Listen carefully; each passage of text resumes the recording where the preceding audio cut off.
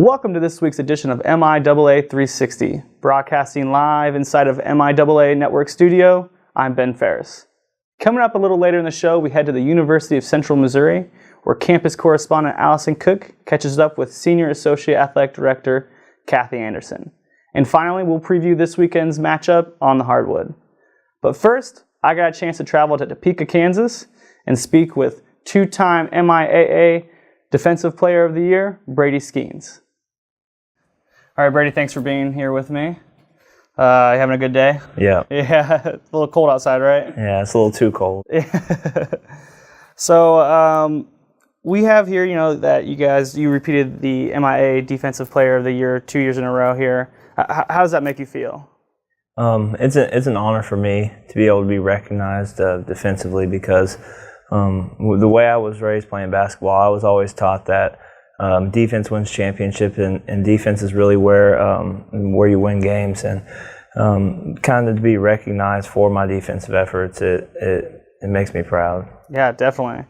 I know something else that you're particularly good at is your academics. In high school you were a 4.0 student. You were a presidential scholar as well. How important is academics to you as a basketball player?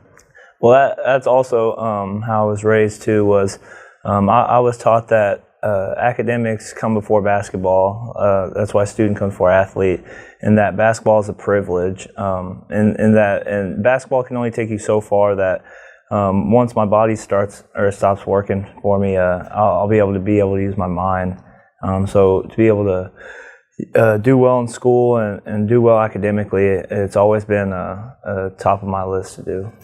You guys went to Brazil recently. I think in the last year is when you guys went? Yeah, this last summer. Yeah. So kind of tell me, some of the experiences you had in Brazil. Well, yeah, that was an unbelievable trip. I like to travel. I've always wanted to travel. So to be able to experience a different part of the world like that, it was an unbelievable experience. And to be able to see a different culture and talk and learn from different kind of people, it helped you be able to put your life and my situation in perspective too, and see how thankful and grateful I am to be in the situation I am. And then I also got to play some good teams down there. I played some professional teams, so I kind of got to see the talent level down there and see what it takes maybe to be able to play at the next level. Yeah, definitely. So some of these teams you played down there, how did that make you feel playing against some of these professional and semi-professional teams? Yeah, there are some good teams. There are some good players too down there. We actually lost one game, which I'm kind of upset about, but they have a lot of talent. The game's a little different too down there, so it was good to be able to experience that and kind of see a different kind of way that basketball can be played. Yeah. So what were some of the other things that you guys did down there?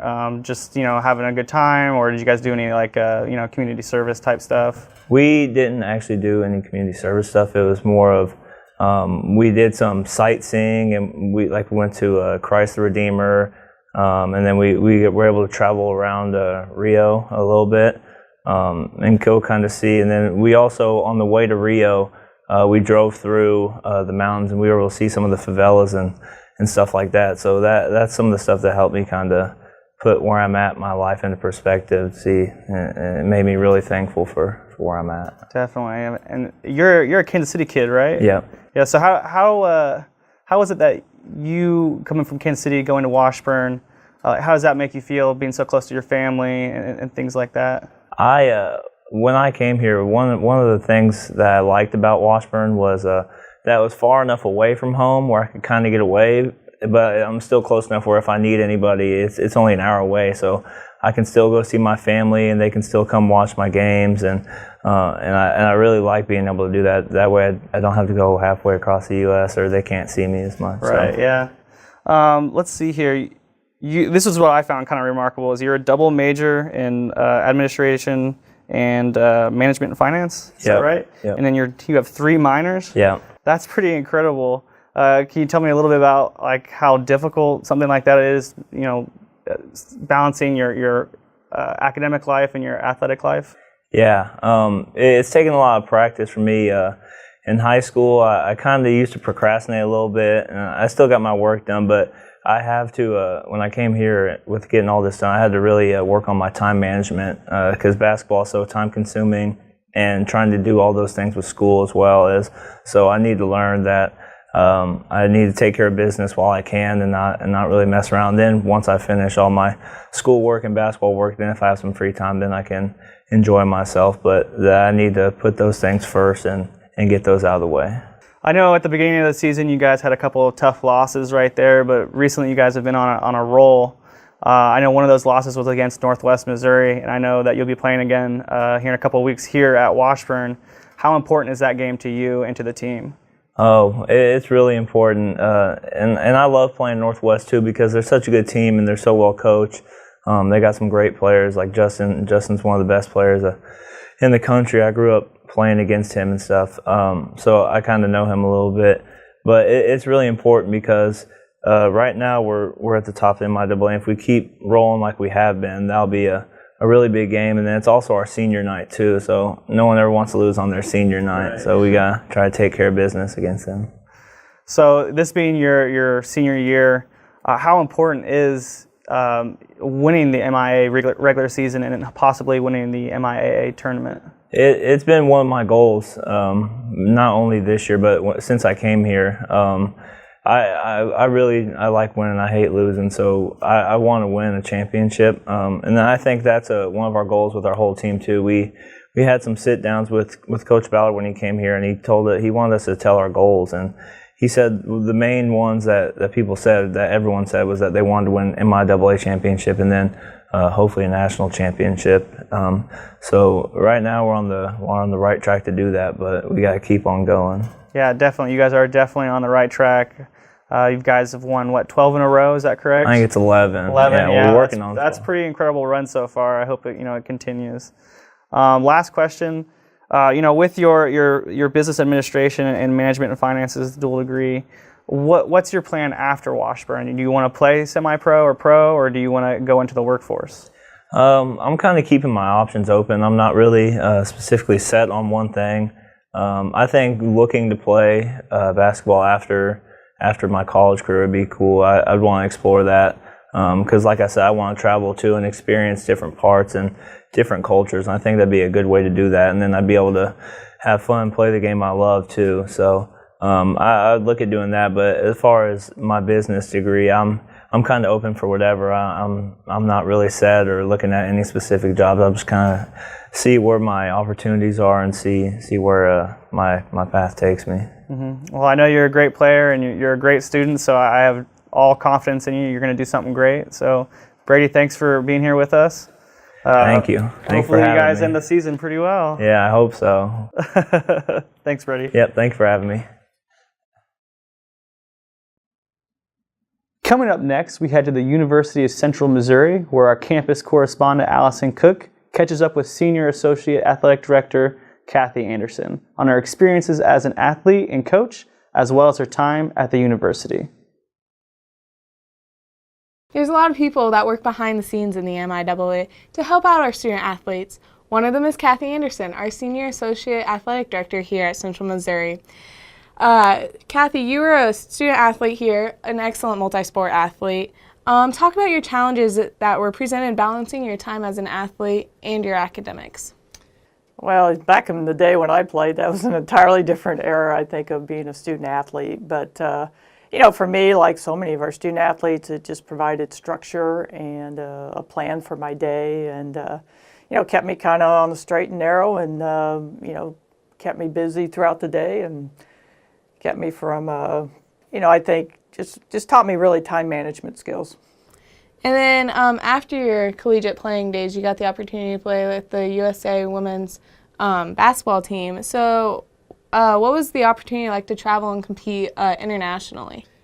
Well, for a kid from Sedalia, Missouri, I think to never dream of, going outside Missouri was one thing, but I think to be able to travel, just even at times across the United States, but to travel to other countries was just an experience I think I never dreamed of and probably appreciate more now than I did at the time. I think, at the time you were just so focused on playing and everything. But to look back on that experience now, it's just was unbelievable and just incredible opportunity to see the world and realize that there's a whole lot more just outside of my little environment.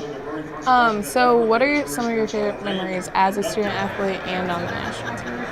Well, I think like most student athletes, I think what you remember first and foremost are your teammates and your coaches and the relationships you build within the university community and the support you received. And then, I can't think of one particular moment on the court or on the field, but I was a Title IX kid. So just even having the opportunity to compete and to wear uniforms, and I remember being so excited. We used to get one pair of shoes, and just that was like we had died and gone to heaven, getting that one pair of shoes, So just it was just such a different world then, but just appreciating the opportunity more than anything. So after your playing days, you made the transition into coaching for some WNBA teams and at the collegiate level. How have those positions helped you in your administrative role? Well, I think it certainly gives me a understanding of the coaching life and what our coaches go through. I do NCAA compliance, so a lot of times what I'm trying to do is anticipate their questions and their concerns and really what they're going to need, what information they're going to need to me maybe before they ask it. So I think just understanding the life of a coach and obviously the life of a student athlete is really helped me, like I said, more than anything, just be of assistance to them and maybe anticipate the needs. What were some things that led you to your decision transitioning from coaching to administration? Oh, honestly, burnout. I think I got, I was at the Division I level, and one of the uniqueness between Division I, and I always tell people from Division I and Division II is Division I, you're so focused, but you just do one thing. And I think maybe there's some deep psychological element to this, but being a multi-sport athlete, I like to multitask. So being able to come back to Division II and wear a lot of hats and do a lot of different things. But everybody kept telling me, and I fought them at the time. They told me I'd be a better administrator than a coach. I don't know if that's true, but that's where I ended up, and the career path I'm very, very happy I chose. So you've been back here at UCM for 12 years and currently serve as the Senior Associate Athletic Director for Internal Operations and Senior Women Administrator. What has it been like to be back at your alma mater? Well, it was something I never thought I'd do. I remember the first few weeks I came back, and I thought, I can't believe I'm back in the Bird. But it's been fabulous. Obviously, my family, is close, and that plays a big role. But obviously, to come back and rekindle a lot of those relationships, I've been able to, rekindle relationships with a lot of my college teammates, roommates in college, and just a lot of people here in the community that now see me in a little different light than but there's still a lot of people that knew me, remember watching me play and stuff. So it's funny. I'm most people's eyes, I'm a better player now than I was then. But that's been fun just to come back and rekindle the relationships, and like I said, most importantly, be back close to family. What are some of your responsibilities and duties? Primarily, one of my main responsibilities is NCAA compliance and overseeing that, and then just I have some sports supervision, some game management, and I'm really kind of the liaison for our athletic department to a lot of different committees and areas on campus. So those are kind of the primarily things. And then, like any job right now, especially in Division II, there's a lot of those duties as deemed necessary. So in addition to all your duties on campus, you've also served in leadership roles in the MIAA and Division II NCAA. So how have you balanced your duties here and those duties? Well, it's sometimes it's been kind of an escape, to be honest with you, but it's serving at the MIAA level and then at the NCAA level on some sports committees and the national committees, and actually getting to be the chair of a couple. You know, it was an incredible learning experience. It's an incredible networking experience with peers from all across the country. But you know, more than anything, I think it gave me an opportunity to develop some skills personally, maybe in leadership, step a little bit out of my comfort zone at times. So, you know, it was a great, I think, enhancement to me professionally. Balancing it, you know, sometimes you kind of looked at it as a chance to get out of the office more than anything. But you know, it's such a great opportunity, and it's you work with such wonderful people that it's, you know, it's never really a chore. Oh, what are some of your favorite memories here at UCM being in the administration? Well, I think you know, seeing your teams do so well, seeing all of our teams do so well, I think, on the court or the field or the mat or wherever they're performing. You know, the thing I enjoy most is just watching our kids compete. I mean, you know, I'm technically on the clock most of the time, but you know, I never feel like that's a chore. So, yeah, I don't know one particular memory just, you know, sticks out, but I think just watching our teams and you know, the funnest thing too is to watch young people. Is you'll hear coaches say all the time, but and maybe this is the old coach in me coming back out, but you know, it's so fun to see kids come in as freshmen and you know, see how they go out the door as seniors. You know, it's just so fun to watch that growth both on and off the court. Lastly, when a student athlete or anybody asks you for advice on how to get into a career in athletics, what are some of the tips you give them? Well, you know, first of all, I think just to explore the whole world of athletics. You know, I think there's so many positions within athletics and so many different career areas that you can go into. So being, whether it's volunteering or interning or getting some exposure to an athletic department, and really seeing, I think, what the day-to-day life and some of the behind-the-scenes things are is probably the first thing I would recommend. Again, I think so many times there's such a misunderstanding of all the opportunities within athletics that you just see a coach or an AD or something, but there's so many other positions. So I would say that first and foremost. I don't have any particular area of study or anything I think they should go into. I think they should get their degree in what they enjoy. And then, you know, it depends on kind of which part of the career path you want to choose as to whether you should kind of pursue a more business background or, you know, but obviously communication skills are important, any aspect of intercollegiate athletics. Being able to communicate with student athletes, the community, people on campus, you know, just absolutely everyone that's involved. Okay, thank you, Kathy, for your time. And for the MIAA Network, I'm Allyson Cook. Finally, we have a full weekend of men's and women's basketball with all 14 teams playing. First, on the women's side, nationally ranked Central Missouri will play host to Lindenwood, where they look to continue their win streak and stay on top of the MIAA standings. Emporia State will be traveling to Joplin to play a formidable Missouri Southern team who is looking to make a statement. In Bolivar, Missouri, Southwest Baptist will host Lincoln University, who are looking to snap a 10-game losing streak. Washburn will travel to Pittsburgh, where they will have a tough road game against the Gorillas. Central Oklahoma will look to continue their climb in the national rankings with a win over Northeastern State. Northwest Missouri is traveling to Hays, Kansas to take on the Fort Hays State Tigers, where they're looking to snap their 14-game losing streak and get their first conference win of the season. Finally, Nebraska Kearney will host Missouri Western, where the Lopers hope to continue their win streak. On the men's side, we start with Lincoln University traveling to Bolivar to take on Southwest Baptist, who are looking to bounce back after their loss against Lindenwood. Washburn University is traveling to Pittsburgh to try and continue their incredible win streak and stay atop of the conference standings.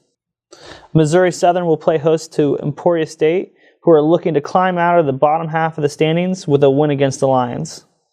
Northeastern will travel to Edmond to take on a fierce opponent in Central Oklahoma. The Broncos are looking to break their losing streak with a win over the Riverhawks. A strong Central Missouri team will look to gain some momentum with a win over Lindenwood, who are looking to build off of their latest win. The number 2 team in the nation will head to Hays, Kansas to take on the Fort Hays Tigers. Northwest Missouri is looking to stay in reach of the Washburn Ichabods as a February 10th matchup looms overhead. Finally, Missouri Western will travel to Nebraska Kearney. The Griffins are looking to break their season slump against the Lopers. And that's our show for this week. From all of us here at the MIAA Network, I'm Ben Ferris. Thanks for watching, and until next week, bring your A game.